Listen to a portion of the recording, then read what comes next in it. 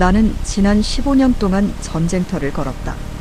중동의 모래바람 속에서, 동유럽의 참호 옆에서, 아프리카의 긴장된 국경선에서 카메라를 들었다. 세계 곳곳에서 무기가 사용되는 순간을, 그리고 그 무기가 작동하지 않는 순간을 기록했다. 나는 기자였다. 전쟁과 방위산업을 취재하는 것이 내 일이었다. 그동안 나는 수많은 무기 체계를 보았다. 미국의 정밀 유도 미사일, 러시아의 전차, 유럽의 방공 시스템. 그것들은 대부분 훌륭한 설계였고 강력한 성능을 자랑했다. 하지만 실전에서는 다른 이야기가 펼쳐졌다. 납품이 지연되고 부품이 부족했으며 가격은 천문학적으로 올랐다. 전쟁은 기다려주지 않았지만 무기는 언제나 늦게 도착했다. 이것이 내가 본 세계였다. 무기는 정치였고 거래였으며 때로는 압박의 도구였다. 필요한 나라는 절박했지만 공급하는 나라는 여유로웠다. 그 간극 속에서 수많은 생명이 사라졌다. 그런데 최근 몇 년 사이 이상한 일이 벌어지기 시작했다. 내가 취재하던 현장 곳곳에서 한국이라는 이름이 들리기 시작한 것이다. 처음에는 대수롭지 않게 여겼다. 한국? 아시아의 작은 나라 하나가 무기 시장에서 무엇을 할 수 있겠는가? 나는 그저 또 하나의 신흥 경쟁자 정도로 생각했다. 하지만 시간이 지나면서 그 이름은 점점 더 자주, 더 무겁게 들렸다. 폴란드에서, 호주에서, 중동에서, 심지어 유럽 전역에서 한국의 무기가 선택되고 있었다. 그것도 단순히 값이 싸서가 아니라 믿을 수 있어서, 빠르게 도착해서, 그리고 실제로 작동해서였다. 나는 의문을 품기 시작했다. 도대체 무슨 일이 벌어지고 있는 것일까? 왜 세계는 갑자기 한국을 부르기 시작한 것일까? 그리고 왜 한국은 다른 나라들이 실패한 곳에서 성공하고 있는 것일까? 이것은 그 질문에 대한 기록이다. 나는 2022년 초 우크라이나 동부 전선에 있었다. 포성이 멈추지 않는 작은 마을. 건물은 반쯤 무너져 있었고 거리에는 사람이 없었다. 우크라이나군 지휘관을 만났다. 그는 지도를 펼쳐 보이며 말했다. 적군은 저 언덕 너머에 있다. 우리에게 필요한 것은 포탄이다. 정확한 포탄. 빠른 지원. 그러나 그것들은 오지 않고 있다. 그는 피곤한 얼굴로 담배를 피웠다. 우리는 요청했습니다. 몇 달 전에. 하지만 아직 답이 없습니다. 생산이 밀린다고 하더군요. 언제 올지 모릅니다. 나는 그 순간 이것이 단지 우크라이나만의 문제가 아니라는 것을 알았다. 이것은 세계 방위산업 전체의 구조적 한계였다. 전쟁은 빠르게 진행되고 있었지만 무기 생산은 여전히 20세기의 속도로 움직이고 있었다. 미국과 유럽은 우크라이나를 지원하겠다고 약속했다. 그러나 약속과 실제 사이에는 거대한 간극이 있었다. 포탄 생산 라인은 수십 년 동안 축소되어 왔고 공장은 문을 닫았으며 기술자들은 은퇴했다. 갑작스러운 전쟁 앞에서 서방의 방위산업은 준비되어 있지 않았다. 나는 폴란드로 이동했다. 바르샤바의 국방부 건물 앞에서 한 고위 관리를 만났다. 그는 조심스럽게 말을 골랐다. 우리는 유럽연합의 일원입니다. 나토의 회원국입니다. 그러나 우리는 러시아와 국경을 맞대고 있습니다. 우리에게는 시간이 없습니다. 우리는 지금 당장 방어할 수 있는 능력이 필요합니다. 폴란드는 수십 년 동안 서방 무기를 구매해왔다. 미국의 전투기, 독일의 전차. 그러나 러시아의 위협이 현실이 되자 그들은 깨달았다. 납품 일정은 너무 느렸다. 가격은 계속 올랐다. 그리고 정치적 조건들이 붙어 있었다. 폴란드는 기다릴 수 없었다. 나는 중동으로 향했다. 사우디아라비아, 아랍에미리트, 이집트. 이 지역은 수십 년 동안 세계 최대의 무기 수입 시장이었다. 석유로 벌어들인 돈은 미국과 유럽의 방위산업을 먹여 살렸다.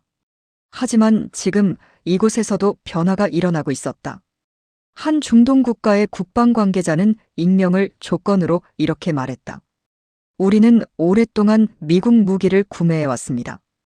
그것은 훌륭한 무기입니다. 하지만 그것을 사는 데에는 단순히 돈만 필요한 것이 아닙니다. 정치적 승인이 필요합니다. 의회의 동의가 필요합니다. 때로는 우리가 원하는 것을 살 수 없습니다. 그리고 그것이 도착하기까지는 몇 년이 걸립니다. 그는 잠시 침묵했다가 덧붙였다. 우리는 지금 다른 선택지를 찾고 있습니다. 나는 유럽 전역을 돌아다녔다. 독일, 프랑스, 영국. 이들은 세계에서 가장 오래되고 강력한 방위 산업을 가진 나라들이었다. 그러나 내가 본 것은 쇠퇴하는 생산 능력이었다. 독일의 한방산 공장을 방문했다. 공장은 넓었지만 한산했다. 기계는 오래되었고 노동자는 적었다. 공장 관계자는 솔직하게 말했다. 우리는 수십 년 동안 평화배당을 누렸습니다. 냉전이 끝난 후 방위 예산은 계속 줄었고 우리는 생산 라인을 축소했습니다. 지금 다시 늘리려면 시간이 필요합니다.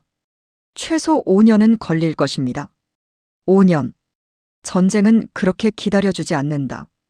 프랑스에서 만난 국방 전문가는 더 직설적이었다. 유럽의 방위 산업은 과거의 영광 속에 살고 있습니다.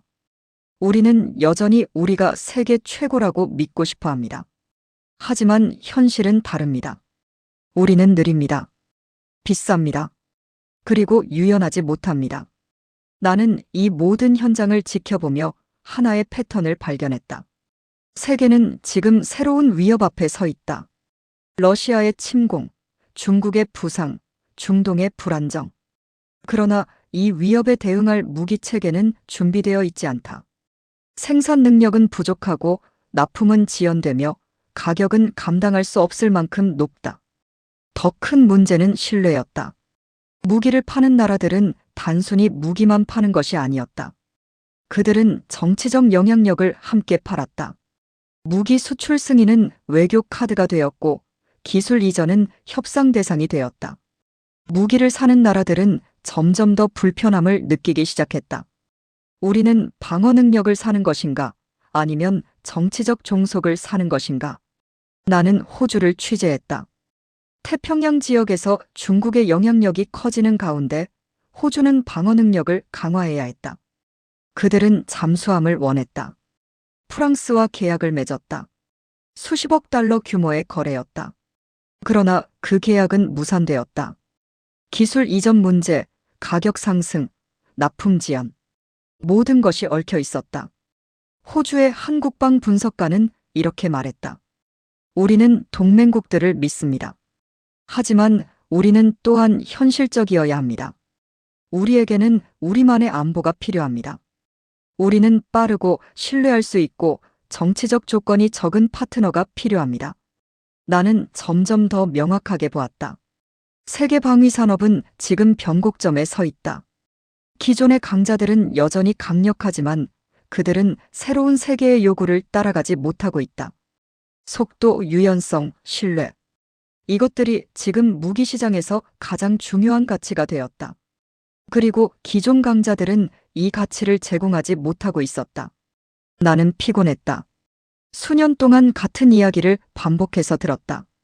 우리는 기다리고 있습니다. 하지만 언제 올지 모릅니다. 이것이 세계 곳곳에서 들려오는 목소리였다. 절박함과 무력함이 뒤섞인 목소리. 그리고 바로 그 순간 나는 다른 이름을 듣기 시작했다. 한국. 처음에는 작은 속삭임이었다. 폴란드의 한 장교가 말했다. 한국과 이야기하고 있습니다. 중동의 한 관리가 말했다. 한국 대표단이 왔었습니다. 호주의 한 전문가가 말했다. 한국의 제안을 검토 중입니다. 나는 처음에는 대수롭지 않게 여겼다. 한국? 나는 한국을 잘 알지 못했다. 나에게 한국은 전자제품과 자동차를 만드는 나라였다. 무기. 그것은 내 관심 밖이었다. 나는 여전히 미국, 러시아, 유럽의 움직임에 집중하고 있었다. 하지만 한국이라는 이름은 계속해서 들려왔다. 점점 더 자주, 점점 더 다양한 곳에서 나는 의문을 품기 시작했다. 도대체 무슨 일이 벌어지고 있는 것일까? 나는 답을 찾기 위해 움직였다. 미국으로 갔다. 워싱턴의 한 싱크탱크에서 방위산업 전문가를 만났다. 그는 수십 년 동안 미국 국방부와 일해온 사람이었다. 나는 그에게 물었다. 왜 미국은 우크라이나에 필요한 무기를 빠르게 공급하지 못하는가? 그는 긴 한숨을 내쉬었다. 이것은 간단한 문제가 아닙니다. 미국의 방위산업은 냉전 시대에 만들어진 구조입니다. 그때는 대량 생산이 필요했습니다. 소련과의 전면전을 대비해야 했으니까요. 하지만 냉전이 끝난 후 우리는 그 구조를 축소했습니다. 공장은 문을 닫았고 공급망은 단순화되었습니다. 그는 계속 말했다. 지금 우크라이나 전쟁이 터졌습니다.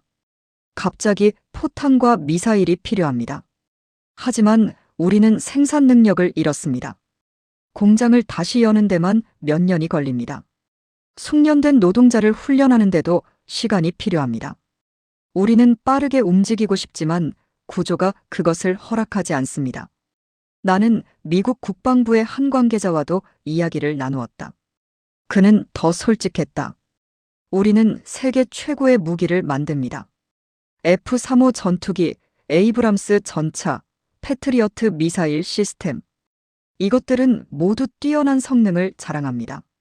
하지만 그것들을 만드는 데는 시간과 돈이 많이 듭니다. 그리고 그것들은 주로 미국군을 위해 설계된 것입니다.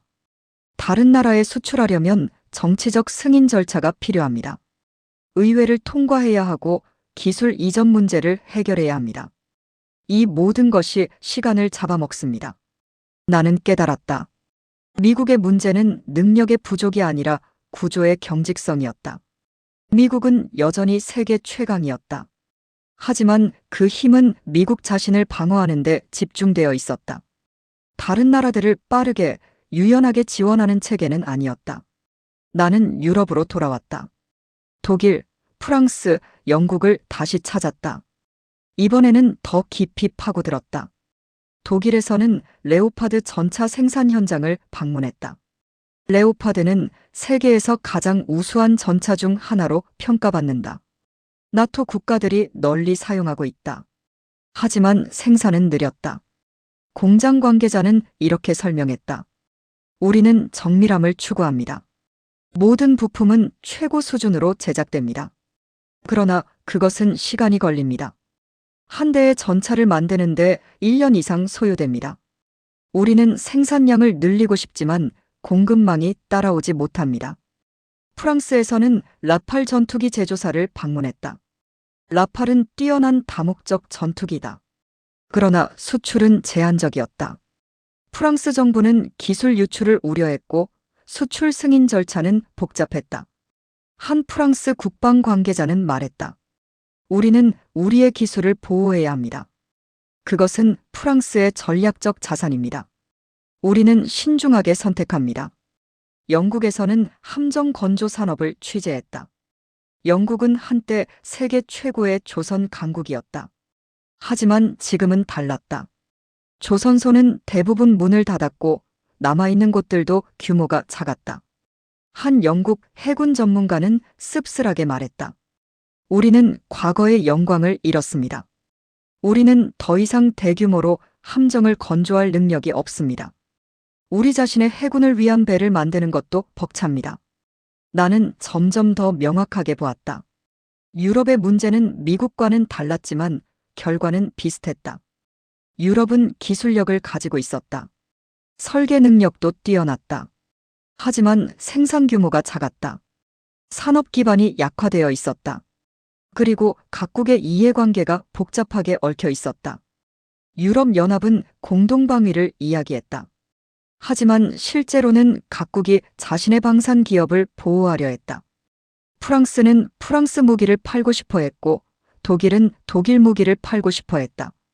협력은 구호에 그쳤고 경쟁이 실제였다. 나는 러시아와 중국도 살펴보았다. 이들은 서방과는 다른 모델을 가지고 있었다. 러시아는 여전히 대량의 무기를 생산했다. 소련 시절의 산업 기반이 남아 있었다. 그러나 품질은 문제였다. 우크라이나 전쟁에서 러시아 무기의 한계가 드러났다. 전차는 취약했고 미사일은 정확도가 떨어졌으며 전투기는 현대전에서 고전했다. 러시아는 양은 많았지만 질이 따라오지 못했다.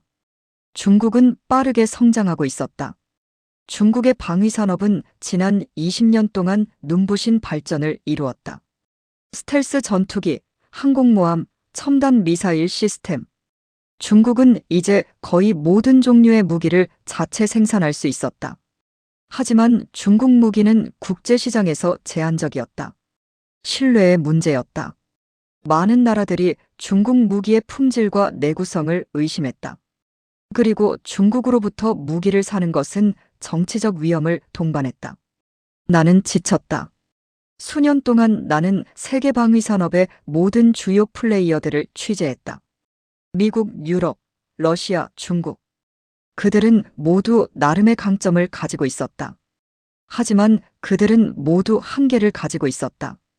미국은 강력하지만 느렸다. 유럽은 정교하지만 작았다. 러시아는 많지만 낡았다. 중국은 빠르지만 신뢰받지 못했다. 그리고 세계는 이 모든 것과는 다른 무언가를 필요로 하고 있었다. 빠르면서도 신뢰할 수 있는, 정교하면서도 대량 생산 가능한, 기술적으로 앞서면서도 정치적으로 중립적인 그런 무언가. 나는 그것이 존재한다고 믿지 않았다. 방위산업에서 그런 이상적인 조합은 불가능해 보였다. 각국은 모두 자신만의 제약 속에서 움직이고 있었다. 역사적 유산, 정치적 구조, 경제적 한계. 이 모든 것이 변화를 가로막았다. 나는 회의적이 되었다. 아마도 세계는 이 느리고 불완전한 체계와 함께 살아가야 할 것이다. 아마도 변화는 일어나지 않을 것이다. 아마도 위기 앞에서도 구조는 변하지 않을 것이다. 그러나 바로 그때 나는 다시 그 이름을 들었다. 한국. 이번에는 더 구체적으로. 폴란드가 한국과 대규모 무기 계약을 체결했다는 소식. 호주가 한국의 자주포를 선택했다는 보도. 중동 국가들이 한국 방산 기업과 협상 중이라는 정보. 나는 더 이상 무시할 수 없었다. 이것은 단순한 우연이 아니었다. 무언가 근본적인 변화가 일어나고 있었다. 그리고 그 중심에 한국이 있었다. 나는 결심했다. 한국으로 가야겠다. 직접 보지 않으면 이해할 수 없을 것 같았다. 도대체 이 나라에서 무슨 일이 벌어지고 있는 것일까? 나는 2023년 가을 인천공항에 내렸다. 솔직히 말하면 나는 큰 기대를 하지 않았다. 한국에 대해 내가 아는 것은 많지 않았다. 삼성 스마트폰, 현대 자동차, K-팝. 그것들은 훌륭했다. 하지만 무기. 그것은 전혀 다른 영역이었다. 무기는 단순한 제조업이 아니다. 그것은 국가 안보의 핵심이고 기술력의 정수이며 수십 년의 경험이 축적된 결과물이다. 나는 여전히 미국과 유럽이 이 분야에서 압도적이라고 생각했다. 한국? 아마도 틈새 시장에서 몇 가지 제품을 파는 정도일 것이라 생각했다. 나는 서울로 향했다. 도시는 거대했고 현대적이었다. 고층 빌딩이 하늘을 찌르고 지하철은 정확했으며 거리는 깨끗했다. 하지만 나에게 이것은 놀라운 것이 아니었다. 나는 이미 도쿄, 싱가포르, 두바이 같은 현대적인 도시들을 많이 보았다. 나는 한국의 방산 전문가를 만나기로 했다. 약속 장소는 강남의 한 사무실이었다. 나는 예상했다. 아마도 화려한 프레젠테이션을 보게 될 것이다. 그들은 자신들의 제품을 자랑할 것이다. 그리고 나는 정중하게 듣고 몇 가지 질문을 하고 떠날 것이다. 하지만 만남은 예상과 달랐다. 그 전문가는 중년의 남성이었다. 그는 화려한 프레젠테이션을 준비하지 않았다. 대신 그는 조용히 질문했다. 당신은 어디를 취재해 왔습니까? 나는 내 경력을 간단히 설명했다. 중동, 유럽, 우크라이나. 그는 고개를 끄덕였다. 그리고 말했다. 그렇다면 당신은 지금 세계가 무엇을 필요로 하는지 알고 있겠군요. 나는 동의했다. 속도, 신뢰성, 그리고 정치적 조건이 적은 거래. 그는 미소 지었다. 정확합니다. 바로 그것입니다. 그리고 그것이 우리가 제공하는 것입니다. 나는 회의적이었다. 모든 방산 기업이 같은 말을 한다. 우리는 빠르다. 우리는 신뢰할 수 있다. 우리는 다르다. 하지만 실제로는 대부분 비슷했다. 그는 내 표정을 읽은 듯 말했다. 당신은 믿지 않는군요. 괜찮습니다. 말로는 증명할 수 없습니다. 직접 보십시오. 그는 나에게 공장 방문을 제안했다. 창원에 있는 방산 공장. 나는 동의했다. 어차피 여기까지 온 이상 끝까지 보는 것이 맞았다. 며칠 후 나는 창원으로 향했다. 서울에서 고속열차를 탔다. 이 시간 동안 나는 한국에 대해 조사한 내용을 다시 살펴보았다. 한국은 분단국가였다. 북한과 여전히 전쟁 중이었다. 정전 상태일 뿐 평화조약은 체결되지 않았다. 이것은 한국이 항상 군사적 긴장 속에 살아왔다는 의미였다. 국가 예산의 상당 부분이 국방비로 쓰였다. 징병제가 있었다. 거의 모든 남성이 군 복무를 했다. 이런 환경에서 한국의 방위산업이 발전한 것은 자연스러운 일이었다. 그들은 선택의 여지가 없었다. 생존을 위해 무기가 필요했고 그것을 스스로 만들어야 했다. 하지만 나는 여전히 의문이었다. 많은 나라들이 위협 속에 산다. 이스라엘, 대만, 싱가포르. 그들도 강한 방위산업을 가지고 있다. 하지만 그들이 세계 시장을 뒤흔들지는 못했다. 왜 한국은 다른가? 창원에 도착했다. 공장은 도시 외곽에 있었다. 보안 검색을 거쳐 내부로 들어갔다. 그리고 나는 처음으로 놀라기 시작했다. 공장은 거대했다. 그리고 바빴다.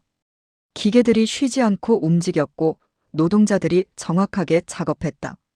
조립 라인은 여러 개였고 각 라인에서는 다른 제품이 만들어지고 있었다. 전차, 자주포, 장갑차. 안내를 맡은 공장 관리자는 설명했다. 우리는 24시간 가동합니다. 3교대로 운영됩니다. 생산 속도를 높이기 위해 자동화를 최대한 활용합니다. 하지만 핵심 부분은 여전히 숙련된 기술자들이 담당합니다. 나는 조립 중인 K2 전차를 보았다.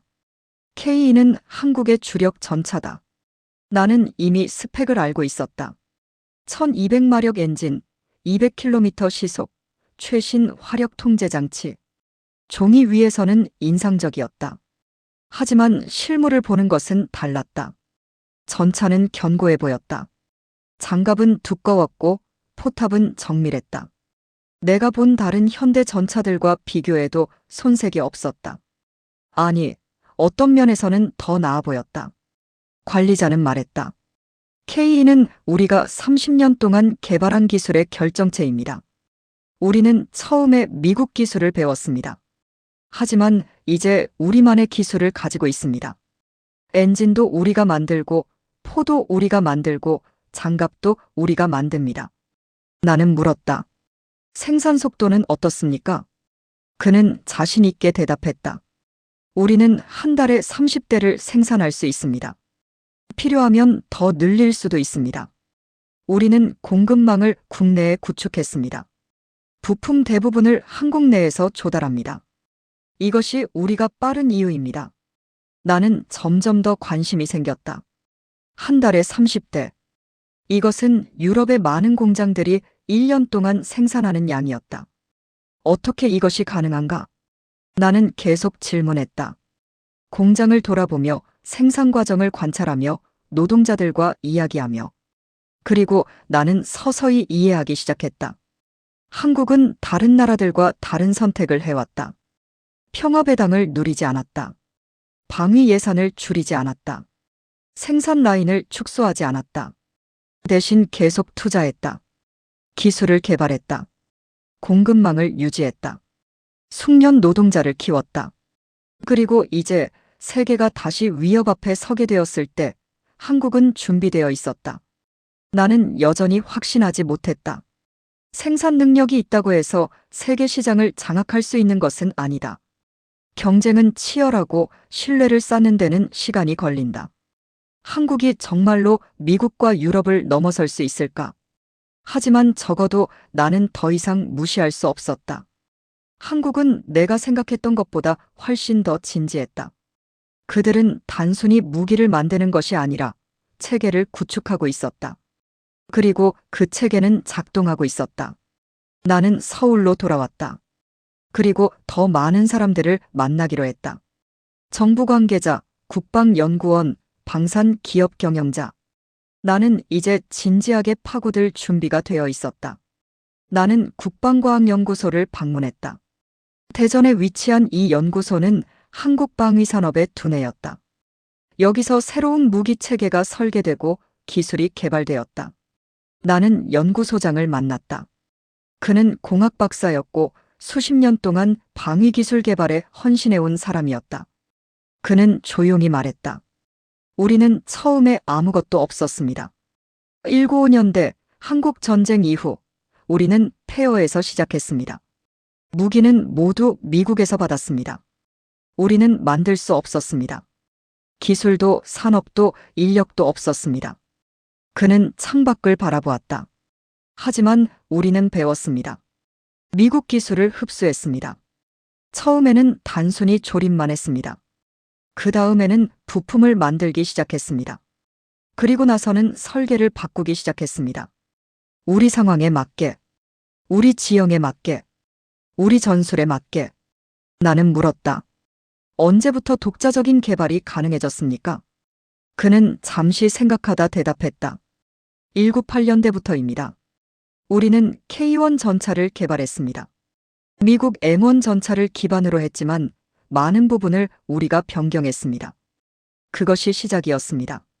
그 후로 우리는 계속 발전했습니다. K2 그리고 지금의 K2까지. 그는 자료를 보여주었다. 한국이 개발한 무기 체계들의 목록. 전차, 자주포, 다연장 로켓, 전투기, 잠수함, 구축함. 목록은 길었다. 나는 놀랐다. 이 모든 것을 자체 개발했습니까? 그는 고개를 끄덕였다. 대부분은 그렇습니다. 일부는 외국 기술을 도입했지만 우리가 개량하고 발전시켰습니다. 우리는 단순히 복사하지 않습니다. 우리는 이해하고 개선하고 혁신합니다. 나는 구체적인 예를 물었다. 그는 K9 자주포를 설명했다. K9은 세계에서 가장 빠른 자주포입니다. 1분에 6발을 쏠 수 있습니다. 사거리는 40km 이상입니다. 자동화되어 있어서 최소 인원으로 운용 가능합니다. 그리고 이동이 빠릅니다. 그는 계속했다. 우리는 이것을 개발하면서 전 세계의 자주포를 연구했습니다. 독일의 PH-2000, 미국의 팔라딘, 프랑스의 시저. 각각 장점이 있었습니다. 우리는 그 장점들을 결합하고 우리만의 기술을 더했습니다. 결과는 세계 최고 수준입니다. 나는 의심스러웠다. 세계 최고라는 주장은 흔하다. 나는 물었다. 어떻게 증명할 수 있습니까? 그는 간단히 대답했다. 실전에서 증명됩니다. 그리고 수출로 증명됩니다. 폴란드는 K9을 1000문 가까이 주문했습니다. 호주도 주문했습니다. 다른 나라들도 관심을 보이고 있습니다. 만약 우리가 최고가 아니라면 왜 그들이 선택하겠습니까? 나는 폴란드 사례를 자세히 들여다보기로 했다. 바르샤바로 날아갔다. 폴란드 국방부의 한 고위 관계자를 만났다. 그는 왜 한국을 선택했는지 설명했다. 우리는 처음에 독일과 협상했습니다. 레오파드 EH 전차를 원했습니다. 하지만 납품 일정이 너무 느렸습니다. 7년에서 10년. 우리는 기다릴 수 없었습니다. 러시아는 지금 우리 국경에 있습니다. 그는 계속했다. 그래서 우리는 한국과 이야기했습니다. 그들은 즉시 답했습니다. 계약부터 첫 납품까지 1년. 그리고 단계적으로 기술 이전까지 포함. 우리는 믿을 수 없었습니다. 정말 가능한가? 나는 물었다. 그래서 어떻게 되었습니까? 그는 미소 지었다. 약속을 지켰습니다. 첫 K2 전차가 예정보다 빨리 도착했습니다. 품질도 기대 이상이었습니다. 우리 군은 만족했습니다. 그래서 우리는 계약을 확대했습니다. 전차뿐만 아니라 자주포, 전투기, 모든 것을. 그는 진지한 표정으로 말했다. 한국은 우리에게 선택지를 주었습니다. 우리는 더 이상 서방의 느린 공급에만 의존하지 않아도 됩니다. 우리는 빠르고 신뢰할 수 있고 정치적으로 복잡하지 않은 파트너를 찾았습니다. 나는 호주로 향했다. 캔버라에서 호주 국방부 관계자를 만났다. 호주는 K9 자주포를 선택했다. 미국의 팔라딘과 경쟁했지만 결국 한국 제품을 택했다.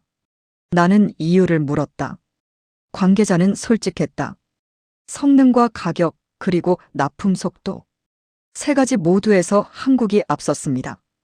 팔라딘은 훌륭한 무기입니다. 하지만 가격이 비싸고 납품이 느립니다. K9은 성능이 더 뛰어나고 가격은 더 저렴하며 빨리 받을 수 있습니다. 그는 덧붙였다. 그리고 한국은 기술 협력에 개방적입니다. 우리는 단순히 무기를 사는 것이 아닙니다. 우리는 함께 개발하고 함께 생산할 수 있습니다. 이것은 우리의 방위 산업에도 도움이 됩니다. 나는 중동으로 갔다. 아랍에미리트의 아부다비에서 국방 관계자를 만났다. 중동은 오랫동안 미국과 유럽 무기의 최대 시장이었다. 하지만 이제 변화가 일어나고 있었다. 한국 무기가 진입하고 있었다. 관계자는 조심스럽게 말했다. 우리는 여전히 미국과 좋은 관계를 유지하고 있습니다. 하지만 우리는 또한 다변화가 필요합니다. 미국에만 의존하는 것은 위험합니다. 정치가 바뀌면 공급도 바뀔 수 있습니다. 그는 한국에 대해 이렇게 평가했다. 한국은 정치적 조건을 붙이지 않습니다. 우리가 돈을 내면 그들은 무기를 줍니다. 간단합니다. 그리고 품질은 보장됩니다. 우리는 테스트했습니다. 한국 무기는 작동합니다. 나는 이 모든 인터뷰를 통해 하나의 패턴을 발견했다. 한국을 선택한 나라들은 모두 비슷한 이유를 댔다. 첫째, 속도. 한국은 빠르게 납품했다. 계약부터 인도까지의 시간이 짧았다. 둘째, 성능. 한국 무기는 실제로 작동했고 현대전의 요구를 충족했다. 셋째, 가격. 한국 무기는 서방 무기보다 저렴했지만 품질은 떨어지지 않았다. 넷째, 정치적 중립. 한국은 무기 거래에 과도한 정치적 조건을 붙이지 않았다. 다섯째, 기술 협력. 한국은 단순 판매를 넘어 기술 이전과 공동 생산에 개방적이었다. 이 5가지가 한국이 제공하는 가치였다. 그리고 이것이 세계가 한국을 선택하는 이유였다. 나는 서울로 돌아와 한국 방산 기업들을 만났다. 한화, 현대로템, 한국항공우주산업. 이들은 한국 방위 산업의 핵심이었다. 한화의 한 임원은 이렇게 설명했다. 우리는 민수와 군수를 함께합니다. 우리는 화학, 건설, 금융, 모든 분야에 있습니다. 이것이 우리의 강점입니다. 우리는 방산만 하는 회사가 아닙니다. 우리는 다양한 기술을 가지고 있고 그것을 방산에 적용합니다. 현대로템의 관계자는 말했다. 우리는 자동차와 철도를 만듭니다. 그 기술이 전차와 장갑차에 들어갑니다. 엔진 기술, 변속기 기술, 서스펜션 기술, 모두 연결되어 있습니다. 우리는 대량 생산의 노하우를 가지고 있습니다. 나는 이해하기 시작했다. 한국의 방위 산업은 고립되어 있지 않았다.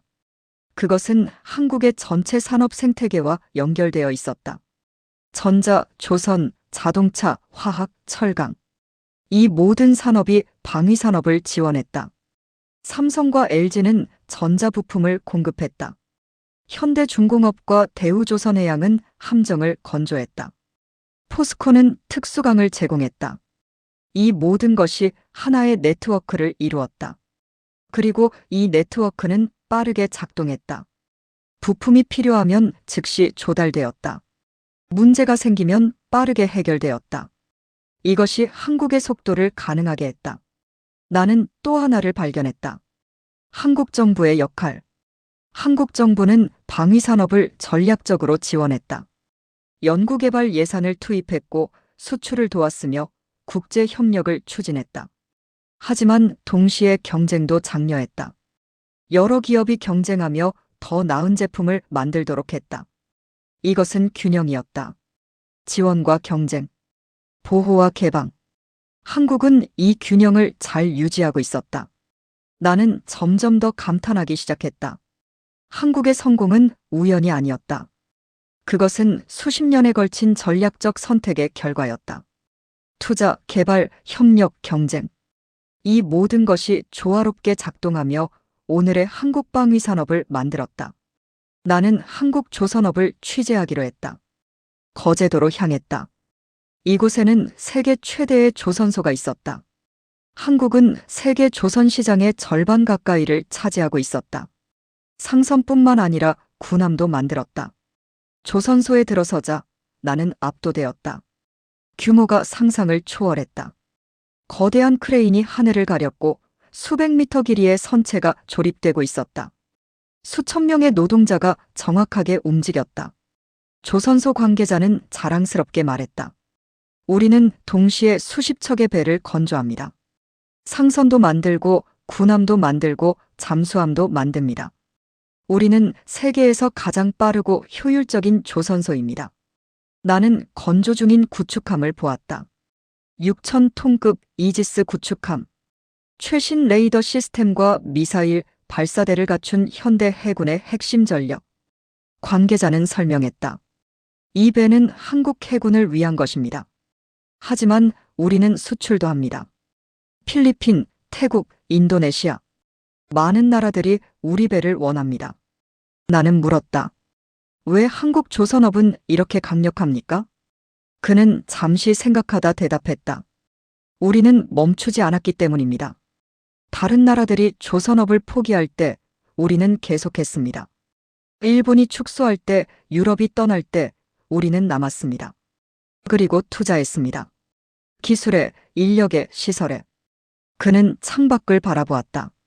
조선업은 힘듭니다. 노동 집약적이고 경쟁이 치열하며 이윤이 적습니다. 많은 나라들이 이것을 감당하지 못했습니다. 하지만 우리는 감당했습니다. 왜냐하면 우리는 이것이 국가 안보와 직결된다는 것을 알았기 때문입니다. 나는 이해했다. 조선업은 단순히 배를 만드는 것이 아니었다. 그것은 해군력의 기반이었고 방위산업의 핵심이었다. 배를 만들 수 있는 나라만이 독자적인 해군을 가질 수 있었다. 한국은 이것을 알았다. 그래서 조선업을 지켰다. 어려워도 수익이 적어도 포기하지 않았다. 그리고 이제 그 선택이 결실을 맺고 있었다. 나는 방산기술의 또 다른 핵심인 항공우주 산업을 살펴보았다. 사천에 있는 한국항공우주 산업을 방문했다. 이곳에서는 KF-21 전투기가 생산되고 있었다.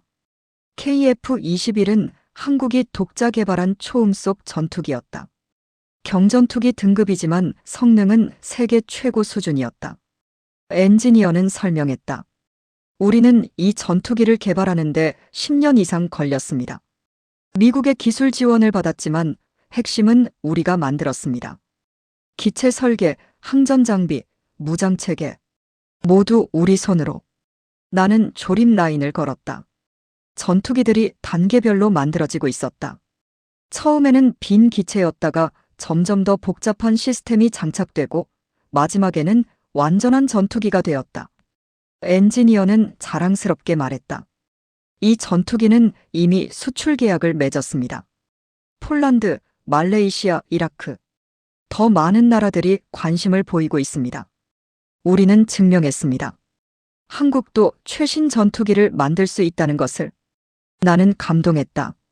전투기는 방위산업의 꽃이라 불린다. 가장 복잡하고 가장 어려우며 가장 비싼 무기 체계. 세계에서 전투기를 자체 개발할 수 있는 나라는 손에 꼽힌다. 미국, 러시아, 중국, 유럽 몇몇 나라. 그리고 이제 한국. 한국은 이 클럽에 들어왔다. 그것도 매우 짧은 시간에. 나는 다시 질문했다. 어떻게 이것이 가능했는가? 한국은 어떻게 이렇게 빠르게 발전할 수 있었는가? 나는 한국의 교육 시스템을 들여다보았다. 한국은 세계에서 가장 높은 수준의 교육열을 가진 나라 중 하나였다. 대학 진학률은 70%가 넘었다. 그중 많은 학생들이 공학을 선택했다. 카이스트, 서울대, 포항공대. 이 대학들은 세계적인 수준의 공학 교육을 제공했다. 여기서 배출된 인재들이 방산기업으로, 연구소로, 정부로 들어갔다. 한 카이스트 교수는 말했다. 한국의 강점은 인재입니다. 우리는 똑똑하고 열심히 일하며 빠르게 배우는 사람들이 많습니다. 그들이 한국 기술의 원동력입니다. 나는 또한 한국의 산업 문화를 관찰했다. 한국 기업들은 빠르게 움직였다. 의사결정이 신속했고 실행이 빨랐다. 실패를 두려워하지 않고 도전을 멈추지 않았다. 한방산 기업 경영자는 이렇게 말했다. 우리는 완벽을 추구하지 않습니다. 우리는 빠른 개선을 추구합니다. 만들고 테스트하고 개선하고 다시 만듭니다. 이 사이클을 빠르게 반복합니다. 그래서 우리는 빠르게 발전합니다. 이것은 한국의 독특한 접근 방식이었다. 서방은 종종 완벽한 설계를 추구했다. 모든 것을 계획하고 검증하고 확정한 후에 생산했다. 이것은 안전했지만 느렸다. 한국은 달랐다. 충분히 좋은 설계로 시작했다. 생산하면서 개선했다. 계속. 오후 1209. 실전에서 배웠다. 이것은 위험했지만 빨랐다. 그리고 한국은 이 위험을 감수할 준비가 되어 있었다. 나는 한국의 방위산업이 단순히 무기를 만드는 것을 넘어선다는 것을 깨달았다. 그것은 시스템이었다. 교육, 연구, 생산, 수출, 모든 것이 연결된 하나의 생태계. 그리고 이 생태계의 중심에는 위기의식이 있었다. 한국은 여전히 전쟁 중인 나라였다. 북한은 여전히 위협이었다. 이 현실이 한국을 긴장 상태로 유지했고 방심하지 않게 했으며 계속 투자하게 만들었다. 다른 나라들은 평화를 누렸다. 방위 예산을 줄였고 생산을 축소했으며 안주했다. 하지만 한국은 그럴 수 없었다. 한국에게 평화는 보장되지 않았다. 그래서 한국은 멈추지 않았다. 나는 이제 명확하게 보았다. 한국의 성공은 환경의 산물이었다. 위협이 한국을 강하게 만들었다. 위기가 한국을 혁신하게 만들었다. 생존의 필요성이 한국을 세계 최고로 만들었다. 하지만 그것만은 아니었다. 한국은 또한 선택을 했다. 포기하지 않는 선택, 투자하는 선택, 개방하는 선택, 협력하는 선택. 이 선택들이 쌓여서 오늘의 한국을 만들었다. 나는 한국에서 석 달을 보냈다. 그동안 나는 공장을 방문했고 관계자들을 만났으며 무기를 보았고 시스템을 이해했다. 나는 많은 것을 배웠다. 그리고 많은 것을 느꼈다. 마지막 날, 나는 서울의 한 카페에 앉아 있었다. 창밖으로 도시가 보였다. 사람들이 분주하게 움직였고 차들이 거리를 채웠으며 건물들이 하늘을 찔렀다. 이 모든 것이 활기로 가득했다. 나는 내 나라를 생각했다. 유럽을 생각했다. 우리는 무엇을 잃었는가? 우리는 언제부터 멈췄는가? 우리는 평화를 누렸다. 그것은 축복이었다. 하지만 그 평화 속에서 우리는 안주했다. 우리는 방위산업을 축소했고 생산 능력을 잃었으며 위기 대응력을 약화시켰다. 우리는 평화가 영원하리라 믿었다. 하지만 평화는 영원하지 않았다. 러시아가 우크라이나를 침공했다. 중국이 팽창했다. 중동이 다시 불안해졌다. 세계는 다시 위험한 곳이 되었다.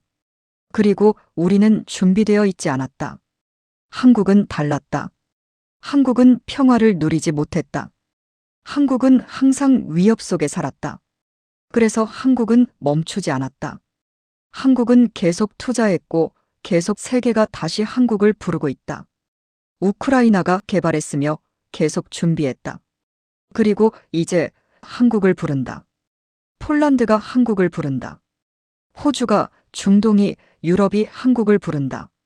왜냐하면 한국이 준비되어 있기 때문이다. 나는 아이러니를 느꼈다. 우리는 평화를 누렸지만 약해졌다. 한국은 위협 속에 살았지만 강해졌다. 역설이었다. 하지만 이것은 단순한 역설이 아니었다. 이것은 선택의 문제였다. 한국은 어려운 상황에서도 포기하지 않는 선택을 했다. 투자를 멈추지 않고 개발을 계속하며 인재를 키우고 시스템을 발전시켰다. 우리도 그런 선택을 할 수 있었다. 하지만 우리는 하지 않았다. 우리는 쉬운 길을 택했다. 방위 예산을 줄이고 평화 배당을 누리며 안주했다. 그리고 이제 그 대가를 치르고 있다. 나는 노트북을 열고 기사를 쓰기 시작했다. 내가 본 것, 내가 느낀 것, 내가 배운 것을 기록했다. 이것은 단순히 한국 방위 산업에 대한 보고가 아니었다.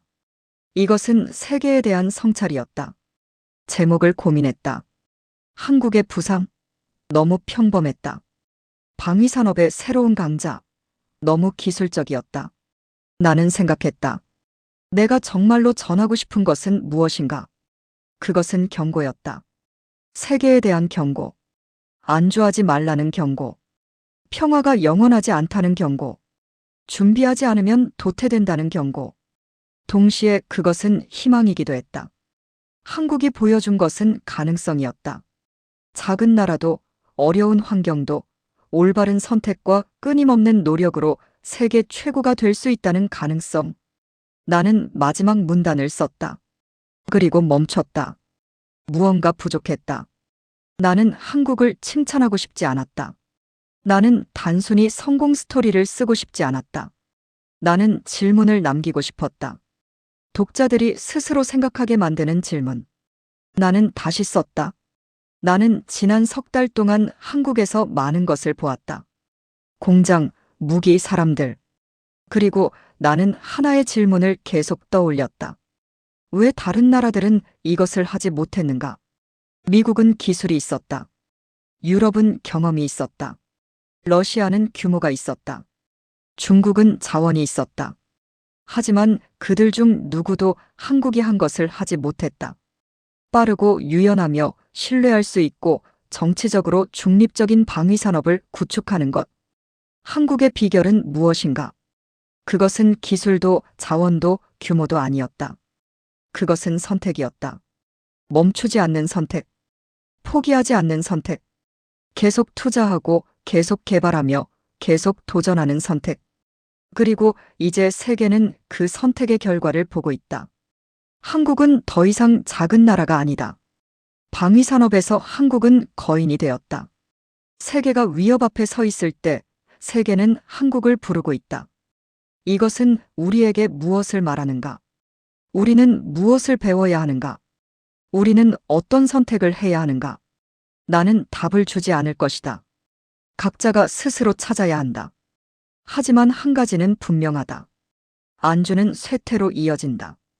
준비하지 않으면 도태된다. 그리고 세계는 기다려주지 않는다. 한국은 이것을 알았다. 그래서 멈추지 않았다. 그리고 이제 세계가 한국을 다시 보고 있다. 나는 기사를 저장했다. 그리고 창밖을 다시 바라보았다. 서울의 하늘은 맑았다. 해가 지고 있었고 건물들이 노을에 물들었다. 도시는 여전히 살아 움직이고 있었다. 쉬지 않고 멈추지 않고. 나는 생각했다. 이 나라는 계속 달릴 것이다. 멈추지 않을 것이다. 왜냐하면 멈추는 순간 위협이 다가온다는 것을 알기 때문이다. 그리고 세계의 다른 나라들은 어떨까? 우리는 깨어날 것인가? 우리는 다시 달리기 시작할 것인가? 아니면 우리는 계속 뒤처질 것인가? 나는 알 수 없었다. 하지만 나는 확신했다. 변화는 이미 시작되었다. 한국이 그 변화를 촉발했다. 그리고 세계는 더 이상 과거로 돌아갈 수 없다. 방위산업의 지형이 바뀌고 있다. 힘의 균형이 이동하고 있다. 새로운 질서가 형성되고 있다. 그리고 그 중심에 한국이 있다. 나는 노트북을 닫았다. 내일 나는 한국을 떠날 것이다. 다른 현장으로, 다른 이야기로. 하지만 한국에서 배운 것은 나와 함께 갈 것이다. 세계는 변한다. 준비된 자가 살아남는다. 멈추지 않는 자가 앞서간다. 이것이 한국이 내게 가르쳐 준 것이다. 그리고 이제 세계가 한국을 부르는 이유를 나는 안다. 카페를 나섰다. 서울의 밤 공기는 차가웠지만 상쾌했다. 거리에는 여전히 사람들이 있었다. 그들은 각자의 삶을 살고 있었다. 일하고 먹고 웃고 사랑하고. 하지만 그들이 모르는 사이에 이 나라는 세계를 바꾸고 있었다. 조용하지만 확실하게. 느리지만 멈추지 않고. 나는 걸었다. 호텔로 돌아가는 길. 내일이면 나는 떠날 것이다. 하지만 이 도시는, 이 나라는 계속 달릴 것이다. 그리고 세계는 지켜볼 것이다. 놀라움으로, 존경으로, 그리고 어쩌면 질투로. 한국은 멈추지 않았다. 그래서 한국은 여기 있다. 세계의 중심에. 새로운 시대의 선두에. 이것이 내가 본 한국이다. 이것이 세계가 다시 부르는 이유다.